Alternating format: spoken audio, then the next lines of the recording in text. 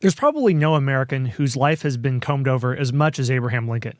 There are nearly 20,000 books that have been written about him. But there's still something missed in order to get the complete picture of the nation's arguably the most important and consequential president. And that's the times that he lived in. And Antebellum America was crazy. And interestingly enough, there's never been a cultural biography about Abraham Lincoln until David Reynolds' new book, Abe, The Life and Times of Abraham Lincoln. Antebellum America was probably the most partisan, violent, tumultuous time imaginable. It was weak and unstructured, and established institutions were few and far between.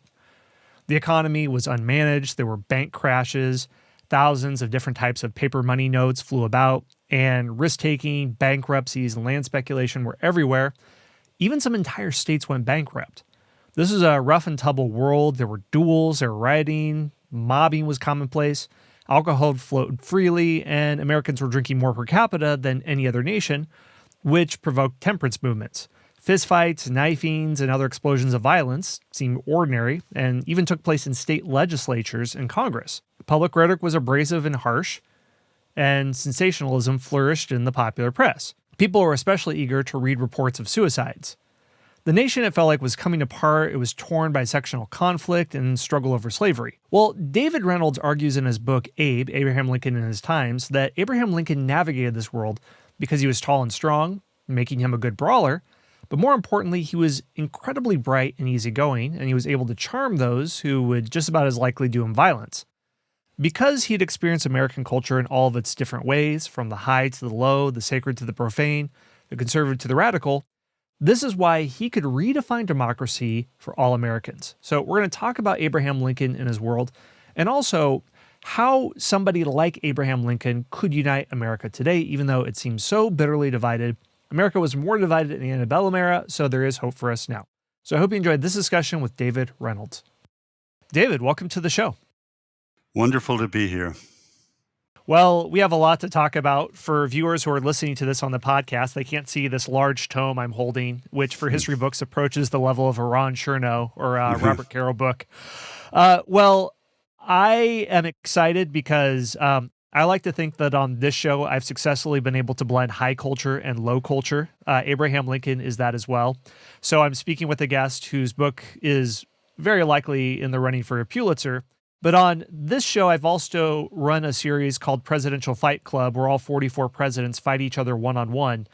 Abraham Lincoln, of course, went very far in that contest as a local wrestling champion. And when I was studying that series, I learned a lot about him, that he was a scrappy fighter with Marfan syndrome. He had long limbs, so he was good with that. He was a crude joke teller, and he could spin yarns that could keep people entertained for hours. So for you, David, as a Lincoln scholar, and as someone who's extensively looked at his life, was there anything, any little detail or anecdote about his life that really stuck out to you that opened up your eyes to the depth of his character? Yeah, I think the fact when you mention wrestling, there was a little anecdote about and talk about fighting presidents. He fantasized about wrestling George Washington, who was actually in his youth, like Lincoln, a good athlete, and Lincoln used to say, "Well, I'll bet." The guy from Kentucky and Indiana could beat that old aristocrat from Virginia if we got together. Had a good wrestle. I think I'd take him on, and probably Lincoln would have, because when the bully of New Salem, Illinois, went up against him, Jack Armstrong. Armstrong committed a foul, so they called the fight a draw. But I mean, he really stood up to Armstrong and actually won the respect of so many local people because of that. And the kind of wild boys of that era, what were called the huge pawed young men, who are kind of really wild. But after that fight and several other fights, Lincoln became widely respected just among the working classes. So I thought that was kind of an interesting little anecdote. Well, let's enter into the topic of your book. Now, you are writing in a subject field about someone who has, I think, more biographies about him than maybe Jesus, something like 16,000 books. So I imagine just wrapping your mind around the historiography would be a huge Right. effort in and of itself. But what you focus on is Lincoln, but not necessarily Lincoln, but the world of Abraham Lincoln. So what caused you to approach a study of him from this perspective? Well, among the 16,000 plus books that have been written about Abe Lincoln, there are many superb biographies. However, there's never been written a cultural biography. There have been political approaches, and there have been many, many standard biographies which kind of follow his life story and his immediate surroundings and so forth. But I write what I call cultural biographies of people like Walt Whitman, Harriet Beecher Stowe, John Brown, and now Abraham Lincoln. And what that means is that I believe with Ralph Waldo Emerson that we are all profoundly influenced, even psychologically, by the images and ideas from our culture, our immediate local culture, but also the larger culture. Quite often, as that larger culture intersects with our immediate culture.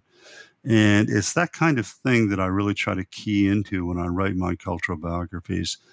And Emerson said about Lincoln, he's really, because he wrote an essay on great heroes and heroism, and he said, the great hero is really open to experience. And he said, above all people, Abraham Lincoln could traverse the entire realm of culture from the highest to the lowest.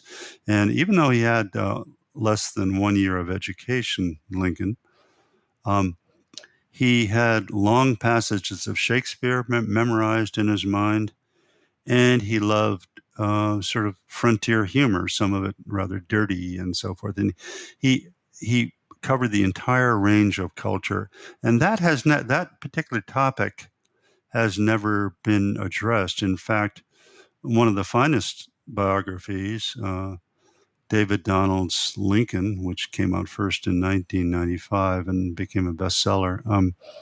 It's a wonderful book, single volume biography. But he says from the very beginning, I'm not trying to recreate Lincoln's times. This is a biography from Lincoln's own point of view, and he was totally a self-made man who entered the presidency least prepared of any other president. And my argument is in a sense exactly the opposite of that, because it's very true. He had less than 1 year of education, but he was just so capacious and embracing in his sensitivity to virtually all aspects of the world around him.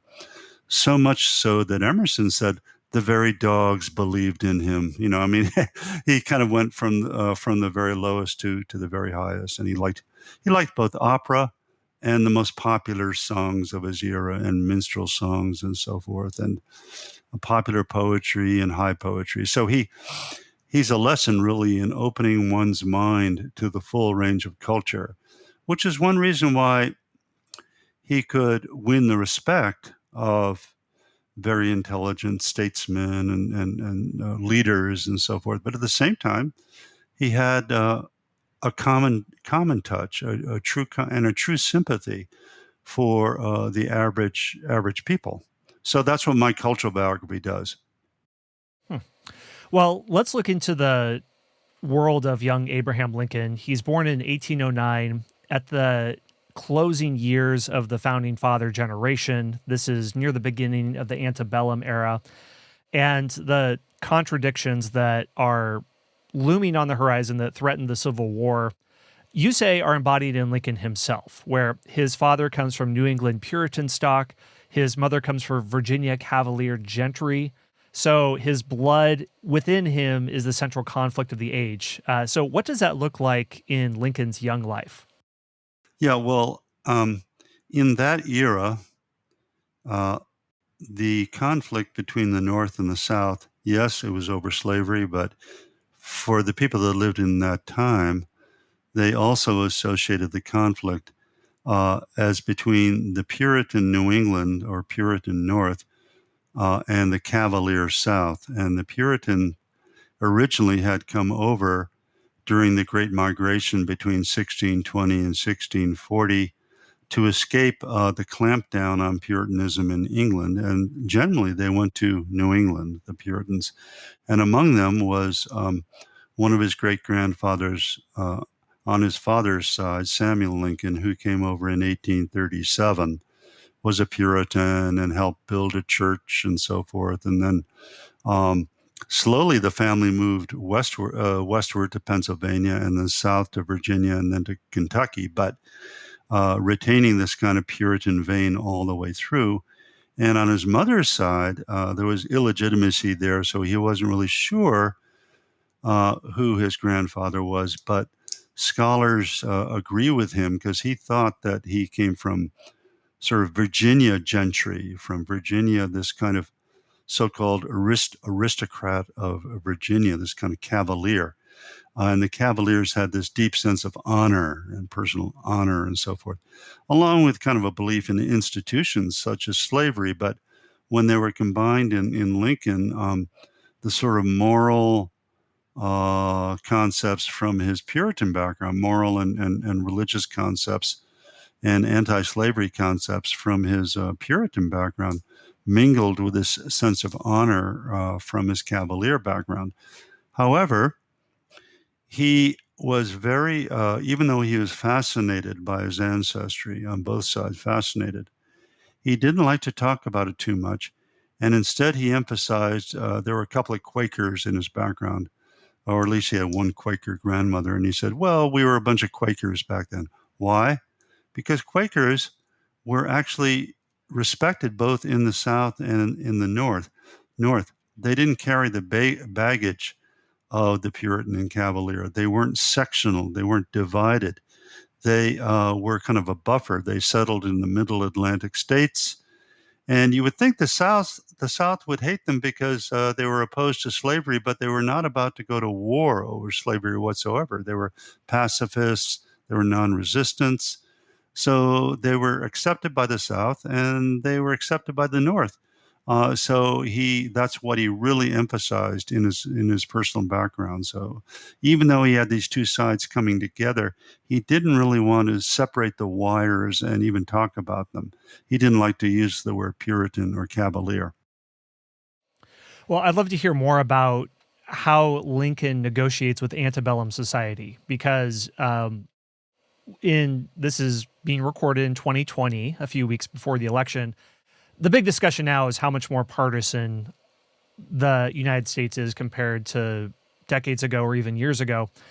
And antebellum society was incredibly violent. If you didn't know how to expertly negotiate situations, somebody who could be charmed by you or be your friends could easily assault you or even kill you. Very dangerous society. So could you describe antebellum society and specifically how Lincoln's ability to navigate high culture and low culture and everything in between made him successful in this chaotic world? Yeah, sure. The America of his day was actually even more deeply divided than our America, because what happened is that when he was elected, 11 southern states left the Union and formed their own nation. Then there was a bloody war for 4 years in which 750,000 Americans died. But Lincoln was an excellent negotiator, and he compared himself to Blondin, who was this tightrope walker who walked over Niagara Falls many times, sometimes with a man on his back, sometimes pushing a wheelbarrow, sometimes doing flips, and there was no net. And Lincoln, both by others, was compared to Blondin, and he himself compared himself to Blondin because he felt he had to be exactly in the middle. He couldn't, the era, his age was so divided that if he threw gasoline on the partisan flame, the explosion would become even worse. If he stepped too far to the right or to the left, then he would fall off the tightrope, and his nation might have fallen off with him. And he gave the lesson that in a deeply divided time, the best one can do is to be a compassionate centrist. He was very compassionate to actually both people on both sides, compassionate to his supporters and compassionate even to those who were opposed to him. And a lot of his generals didn't particularly like him, but he only wanted them to win battles. And a lot of his cabinet members felt superior to him. And he said, "Oh, good. Do you have any other people that you feel superior to me? Please bring them into my cabinet." In other words, personal loyalty was not his measure. The only thing that mattered was loyalty to the vision of keeping the Union or restoring the Union. And increasingly, his vision was to restore it without any trace of slavery, without slavery. So anyone that was useful toward that vision, that national vision, was important to him. Not any sense of personal loyalty and not any partisan base or anything like that. Yeah, I mean, his best generals, Grant and Sherman. Grant said, I'm not a Lincoln man. I'm not a Lincoln man." And he even had an enslaved person in his family. Sherman, his other best general, really thought that African Americans should remain in slavery and so forth. And yet they won battles for the North. They contributed to the North's victory. And Salmon Chase, his Secretary of the Treasury, um, tried very hard to replace Lincoln in the 1864 election. And Lincoln knew all about that for sure. And yet Chase was very devoted to the vision of retaining the Union and ridding it of slavery. And he did a pretty good job as Secretary of the Treasury.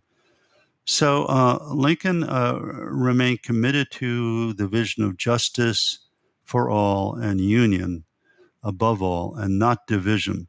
So he overcame personal divisions and personal animosity in the interest of a larger cause. And that's what really distinguished him. Right. I mean, one point you note is that, I mean, he was a man of his times. And if we want to frame Lincoln in the worst possible light, we can extract quotes out of context and phraseology and framing that doesn't sound polite today in 2020. But you note that he was someone who, at each stage in his life, he managed to arrive at a broader view of things than all but his most enlightened peers. What does that look like? How did he arrive at a broader view of things through different successive stages? And how did he do that? Yeah, well, he came of age politically in Illinois, which was a very mixed state. The whole southern portion was occupied mainly by southern people like himself. He had come from Kentucky and then Indiana, but originally Kentucky. And they settled in southern Illinois. And then the northern Illinois, like Chicago, was mainly New Englanders or people from the East. So you had the whole Puritan Cavalier thing working out there and the division. And then he was kind of in the middle in Springfield, but he was surrounded by a lot of conservative people. And what happened was that it passed a law in 1853 that Frederick Douglass called the most severe black law, that is to say, racist law in the nation. And it said that if you were a free African American, you weren't allowed into the state for more than 10 days. And if you remained there, you had a very high fine. You had to pay a high fine and risk going to jail. So it was a very, very tricky situation that Lincoln, who hated slavery and was fundamentally in tune and in compassion with African Americans, it was very hard for him to advance. So yes, you can cherry pick his early speeches in Illinois, where he's saying, "Well, I never have supported, black people serving on juries or voting and that kind of thing." He would sort of perfunctorily say that kind of thing. because he wanted to get elected. It turns out that he lost the 1858 Senate election to Stephen Douglas, who was Stephen Douglas was a thoroughgoing racist, which kind of shows you what Illinois was all about at that time. But Lincoln went forward, and yes, he grew particularly during the Civil War, because he so much admired the performance of African American troops in the North in the Civil War. He really, and if you've seen the movie called Glory, you have a little sense of the dignity and the courage and the self-sacrifice that a lot of these African American troops exercised. And he very, very genuinely admired that. He also became close to people like Frederick Douglass, who visited the White House. At first, Frederick Douglass thought that Lincoln was too slow on making it an emancipation war. But when he met with Lincoln, Lincoln explained himself. He said, if I make it too obviously about emancipation, I could lose some of those border states. Border states were slaveholding states, but they were loyal to the North. And he said, if I lose Kentucky, I'm going to lose everything. I'm going to lose this war. So I have to be very careful. And Douglas understood it. And finally, in 1864, when they met again, Douglas was very, very impressed by him. And so much so that he said, Lincoln really was the least prejudiced white person I've actually ever met.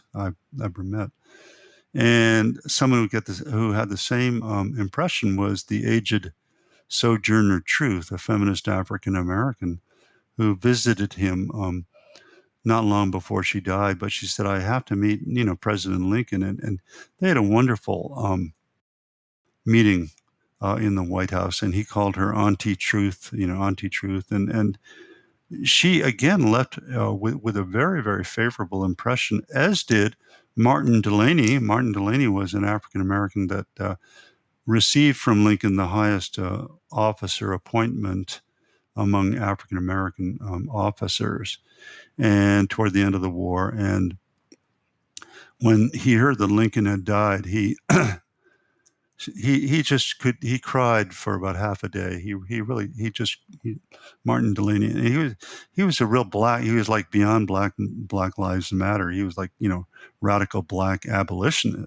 He was very, very radical. But he cried for about half a day, and he proposed a monument, a statue for Lincoln's memory, and what was not going to be a statue of Lincoln, but of an African American woman who is kneeling, and 4 million tears are coming from down her face. The 4 million, and the statue was supposed to be paid for by the ex-enslaved people who were now liberated by Lincoln and by the 13th Amendment. And Delany fantasized about this statue with these tears coming out of this African-American woman's eyes, paid for by a penny from each of the ex-enslaved people that had now been liberated. So, it shows you a very kind of different picture than we get if we simply cherry pick a couple of early speeches by Lincoln in which he was in that very racist Illinois environment. Well, I'm curious about one thing, and that's Lincoln's type of nationalism. Something that I've talked about with other guests on this show is that the idea of America's collective unity, what is the common story that binds America together? There have been multiple versions of this. You could count Manifest Destiny as one. In Antebellum America, many in the South would say that America's collective identity is a racial nationalism. It's Anglo-American white culture. So this would lead to the ideas that the most humane thing to do with slaves or freedmen is to eventually have them go to Africa or the Caribbean or elsewhere because the collective identity of the United States is white. Whereas Frederick Douglass supported a civic nationalism that the promises of equality for all of all races are in the Constitution. They just need to be explicated clearly with new amendments, which did come later, like you said. Now, for Abraham Lincoln, embracing this type of Frederick Douglass civic nationalism, the stories make it sound like as if Frederick Douglass put this idea right in Lincoln's head and he had a 180 turn, which of course it's not like that. So where did it come from for Lincoln? Was it his own personal story? Was it Frederick Douglass and others' influence on him? I'm sure it's a complicated mix, but how do you see Lincoln coming to the view that he did about the collective identity of the United States?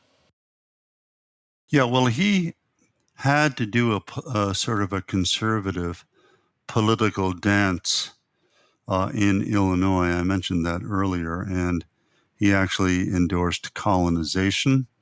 Although, when he endorsed colonization in the 1854 Peoria speech, he was cautious to say immediately that actually colonization meant removal of African Americans from America and sending them abroad. But he immediately said, actually, would be very, very hard to accomplish that, extremely hard. And indeed, colonization was a very popular idea, but only about 13,000 of 4 million African Americans were actually in the end removed and transported abroad. But he always believed in voluntary colonization, and halfway through the war, he dropped that idea completely. He mainly used it as a political prop. He knew it was virtually impossible. It wasn't going to happen. And at any rate, he said that colonization would have to be voluntary. And he knew that a lot of African Americans would not support that idea. But actually, the more he grew on the racial issue and the more deeply he appreciated African American contribution to both the war and to culture, the more he called for political rights, citizenship rights for African Americans, so that in 1864, the last full year of the war, he endorses limited suffrage for African Americans. And then shortly before he is killed, he comes out. He's the first president to actually come out in public and say, I want the vote to be given to African Americans. And in the audience was John Wilkes Booth, who said that means, he used the word nigger citizenship. I'm going to put this man through. I'm going to kill this. And 3 days later, Booth was a white supremacist and had a horrible view of Abraham Lincoln, and he killed him. So, in a sense, that very bold call on Lincoln's part, very public call for African American suffrage, contributed to his assassination, his being assassinated by John Wilkes Booth. But yeah, it was a steady evolution, but it was a very sincere evolution on his part, to be sure. Something that you note is that because Lincoln had experienced antebellum culture in all of its facets, from high culture to low culture, sacred to profane, conservative culture, radical culture, it made him very, very uniquely positioned to be able to redefine democracy for all people. So to close some of these things out, I want to look at the world that we live in the 21st century and lessons from Lincoln. Since you've studied him so thoroughly, Lincoln's, I don't know, he could practically be a living person in your imagination just because you have so many examples of what Lincoln has done. So I have two questions about Lincoln and how it could apply for the 21st century. The second one will be sort of like, what would Lincoln do? That's a broad question. But this first one, what do you think that for someone to be as successful as Lincoln of bringing different people together, they have to experience American culture in its breadth, small town, urban environment? Do you think that that's a necessary prerequisite? Well, it certainly helped in his case uh, to be aware of culture on all levels. And back in that era, people could actually go into the White House and shake hands with the president. And he called these meetings my public opinion baths. And people would stream, 3 or 4 days a week and spend hours, meeting him and so forth. And he sincerely tried to get interested in each individual case, although he couldn't obviously handle everyone.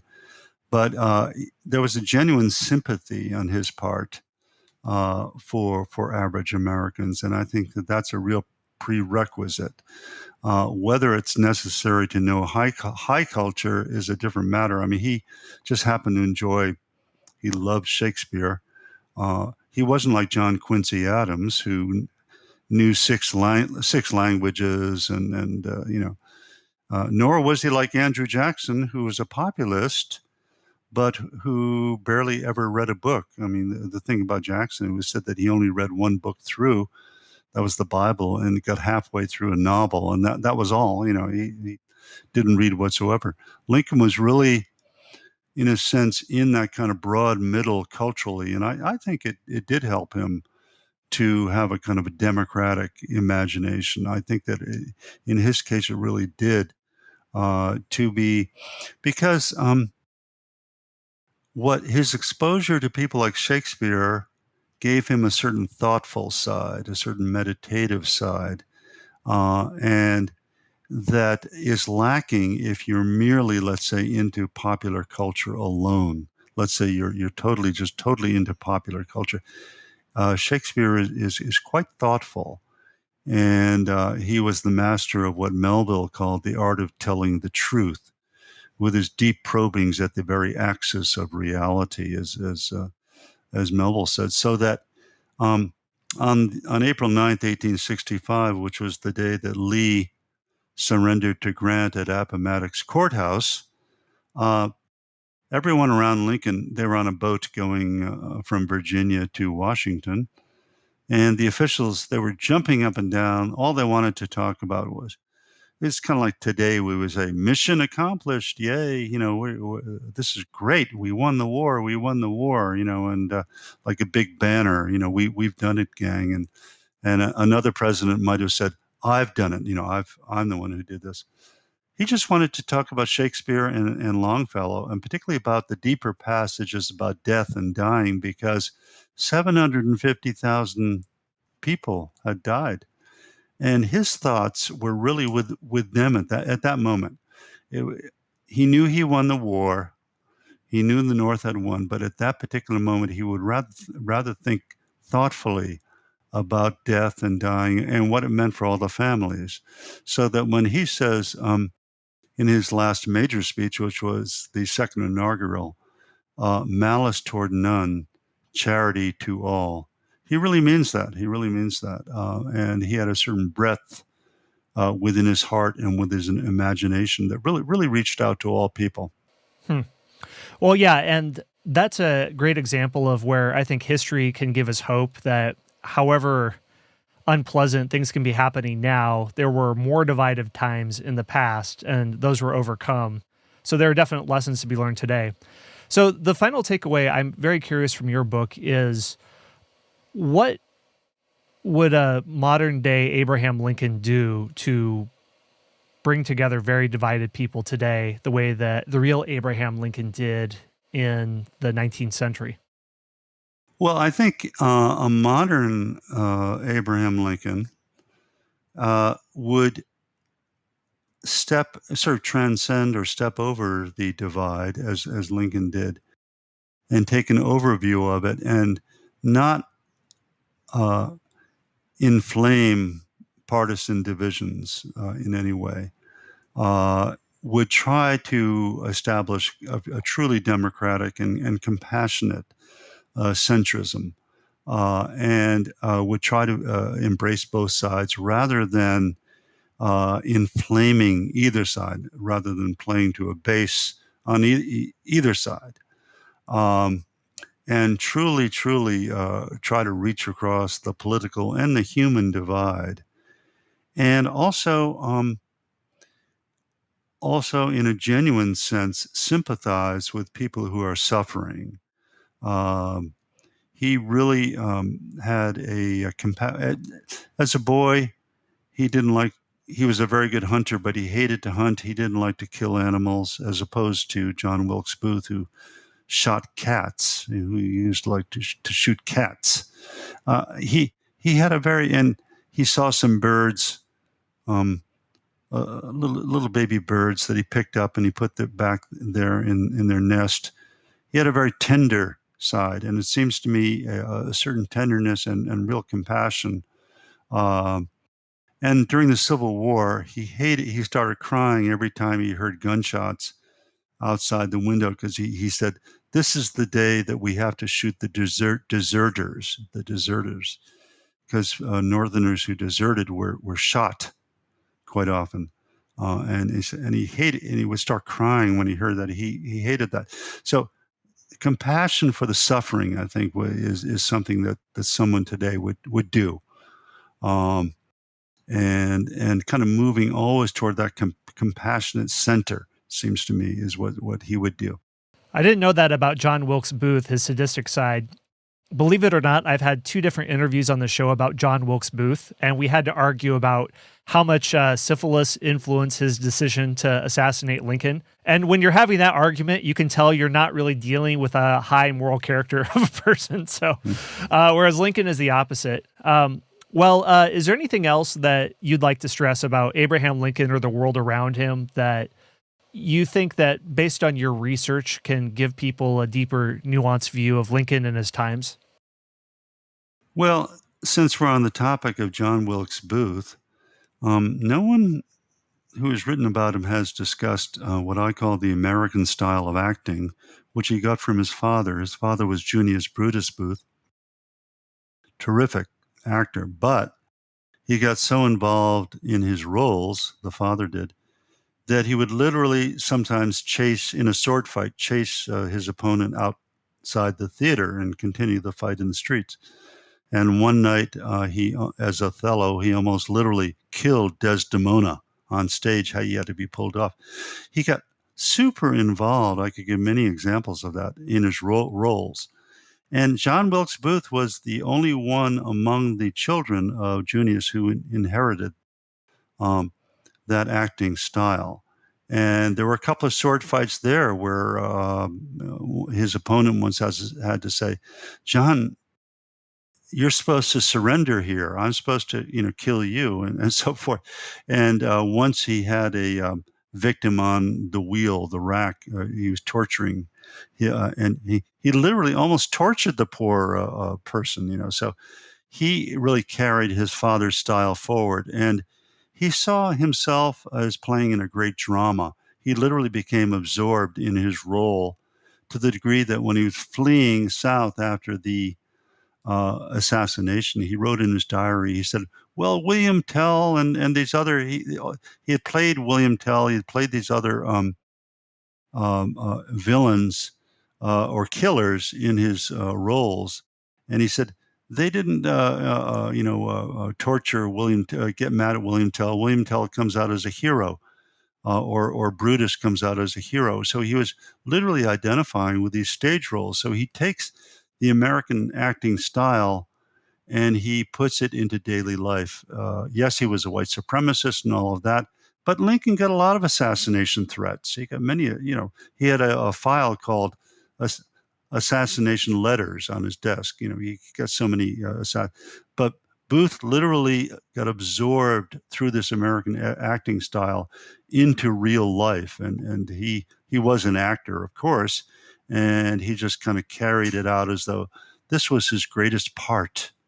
He got totally absorbed into the role of the assassin, of the tyrant. He viewed Lincoln as a tyrant. That's just a little thing at the end, but yeah. Well, that's an interesting point. He seems like the photo negative of Lincoln, where he's so puffed up and egotistical that he lives in a delusional fantasy world, whereas Lincoln's humility gives him compassion for those, and his views are very reality-based because he can take some of experiences of Americans of very different classes, and it allows him to get a holistic picture of America that not many people would have. Well, there is much, much, much more for people to check out. And the book here is Abraham Lincoln in His Times. So very rich view of not just Lincoln, but the America in which he lived, which I really love that perspective, because sometimes we can silo off a person from their times, which doesn't help us to understand them. And that's how anachronisms creep in. So I appreciate your effort. So listeners can check that out wherever books are sold. And David, thank you for joining us and sharing all this with us. Thank you very, very much. It's just great to be here, and thank you.